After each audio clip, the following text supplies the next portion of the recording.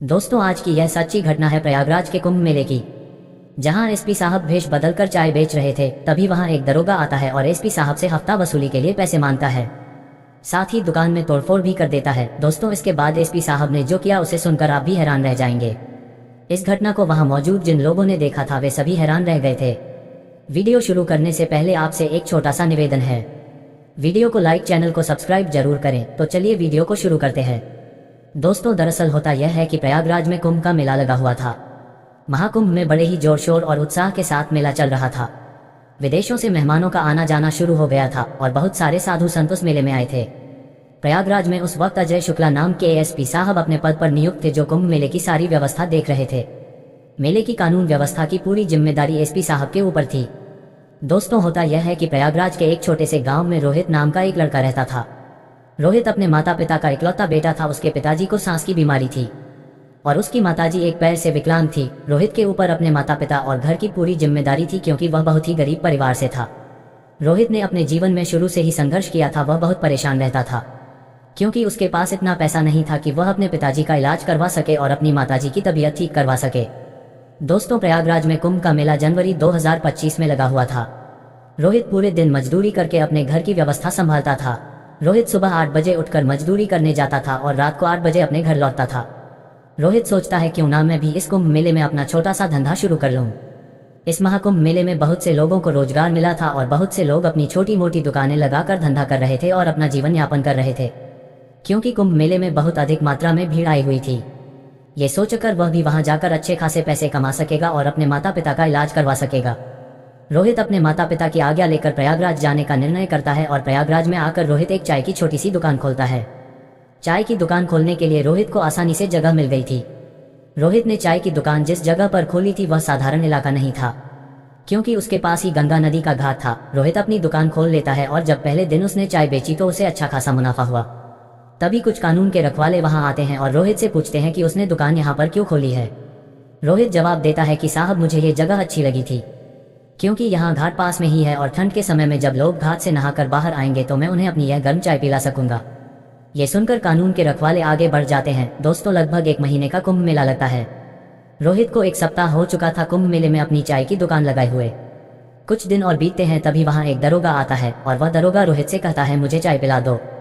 रोहित दरोगा को चाय पिलाता है और चाय पिलाने के बाद जब वह पैसे मांगता है तो दरोगा कहता है, मेरे पास पैसे नहीं है और तू इतना बड़ा हो गया है कि मुझसे पैसे मांग रहा है।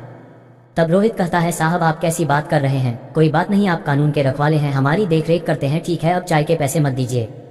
ये सुनकर दरोगा वहां से अपनी झूठी गिलास रखकर आगे बढ़ जाता है। दूसरे दिन वही दरोगा फिर से दुकान पर आता है। रोहित उसे फिर से चाय पिलाता है और दरोगा चाय पीने के बाद इस बार वहां से जाने की बजाय रोहित से पैसे मांगता है।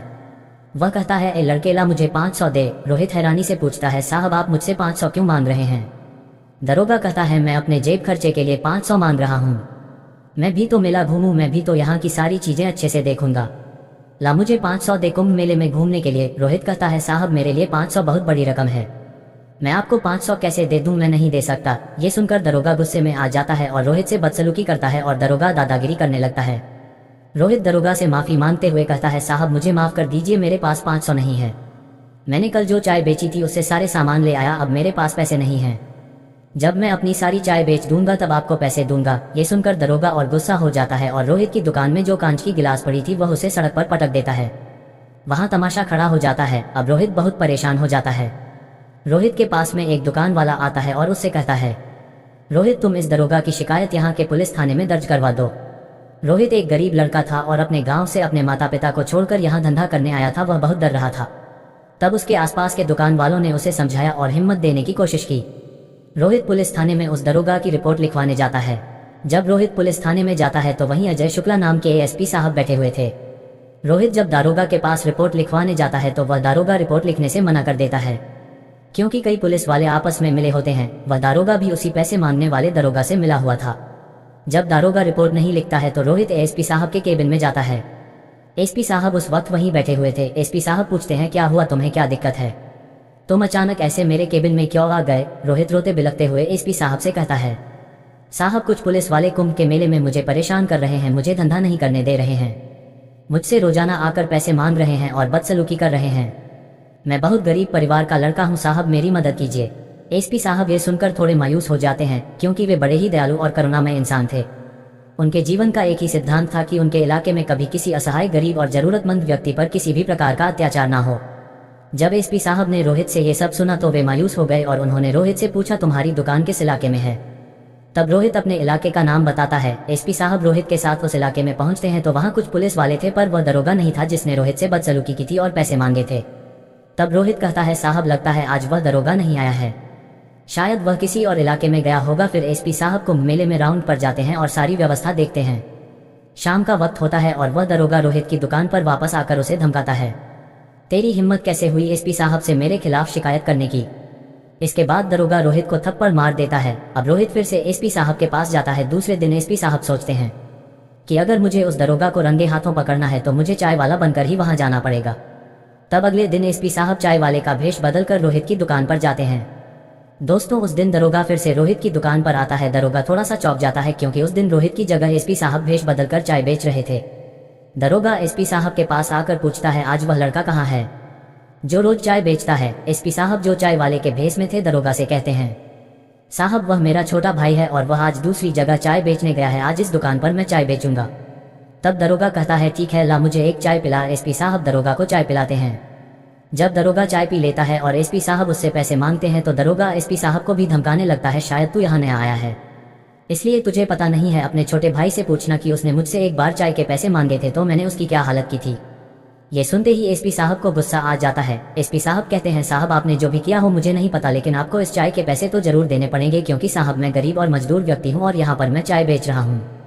अगर मैं ऐसे ही रोजाना फ्री में चाय दूंगा तो कैसे अपना जीवन यापन करूंगा?